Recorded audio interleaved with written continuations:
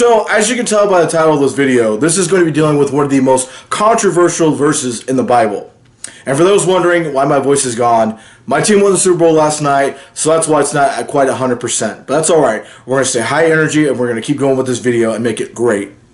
So, if you believe many of the New Age atheists, Richard Dawkins very much included in this, you might think to yourself, well, the God of the Old Testament is a bully, somebody who's harassing and evil, which is frankly always one of the most stupid comments I think I could ever have heard. Not only that, but it's trying to differentiate that God of the Old Testament versus the God of the New Testament, when in reality they are both the same. So Abraham, who was a prophet of the Old Testament, when he was about 120 years old, he never had a child with his wife Sarah. But God said that he would end up having a miracle child with her. Now, at first, he was very hesitant about this because he was an old man. He didn't think neither him or his wife, who were both very old at this age, could have children. But God blessed them with a son named Isaac. Now, Abraham had other sons besides Isaac, but never one with his true wife, Sarah. So very much Isaac was the heir to the throne, we'll say. So Isaac is born, and it's this great miracle. Abraham is overjoyed by this. Now, after Isaac's birth, God commands that Abraham kill his son. Now, when you hear that story, you're very hesitant in saying, well, doesn't this prove that God is evil? He is commanding that we kill his own son. Doesn't this do human sacrifice very much like what the pagans do? But there's a purpose to the story. Because during the moment of truth, when Abraham was just about to kill his son, the angel of the Lord came down and told Abraham not to do it. And instead, they sacrificed a ram instead of Isaac. Now, many people may be confused by this. Well, why would God even want him to do this? Well, number one, he didn't actually make him go through with it, as I just said. And number two, you have to understand the context of it as a whole. This is a representation of what would come in the New Testament with Jesus Christ. God commanded that Abraham sacrifice his son, but never actually made him go through with it. But God himself sacrificed his only begotten son. Remember, begotten, not made. Jesus Christ for mankind. God did not make man sacrifice for him. God sacrificed for man. So God never wanted Abraham to actually go through with it.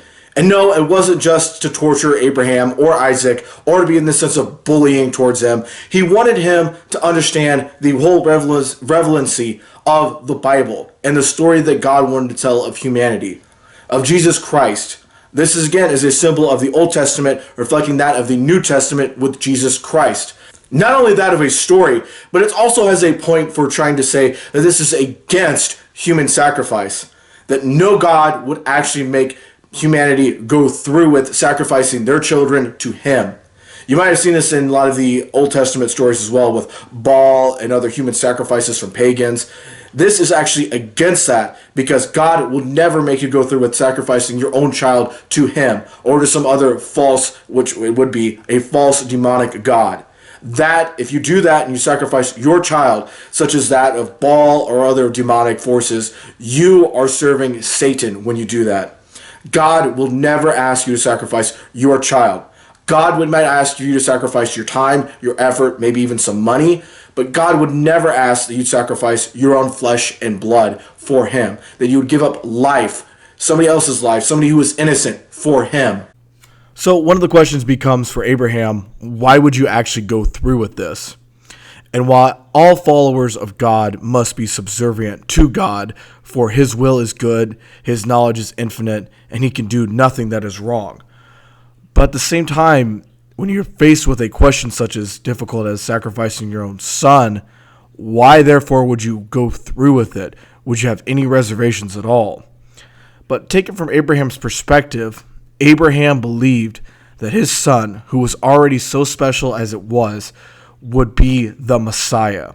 He believed that it was prophesied with Adam and Eve that his son would be the Messiah to crush the serpent's head. His son, who was already so special from the moment of his birth until now, he believed that if his son died, that he would be resurrected by God and would be the Messiah and save the world. Now, the old saying goes, man plans and God laughs, because Abraham had that idea in his head, but in actuality what happened was that was prophesied about 2,000 years after this. Now, Abraham's hunch was almost on the right button because of the sacrifice of a son for the world. But it wasn't correct with it being his son. That would be God, Jesus Christ, 2,000 years after this event with Abraham and Isaac. So that's something to think about as well. It wasn't just Abraham, though we must always be subservient to God and his will. It wasn't just Abraham going along with it, hearing voices or other such nonsense that people quite like to say. It was the fact that Abraham believed that if he did this, his son would be resurrected and would save the world. So to try to put it as a whole, many of the most controversial moments in the Bible have a moment and a place and a purpose to it. God is not just going there just to make chaos and just to make humanity suffer. He loves humanity. He loves you, and he wants you to be the best that you can be and to serve him and his will, because his will is good. God would never, never make you purposely sacrifice your child for him. God loves you. So I just want to take some time to make this video. I know this is kind of a quicker one, but again, this is against human sacrifice. This is again showing that it's a revelation towards the New Testament for Jesus Christ and his coming, not for anything else. And that's what I want people to understand with this, and try to understand the Bible as a whole a lot better. Many times people will talk about the New Testament and the love and the joy, and that's all great, and I love that. God is love. But some of the more harsher elements to it, people try to shave off the edges. But it doesn't. But it goes against the whole purpose of the Bible, which is to understand that in many ways the Old Testament was leading up towards the New Testament, towards God's sacrifice for mankind, not the other way around.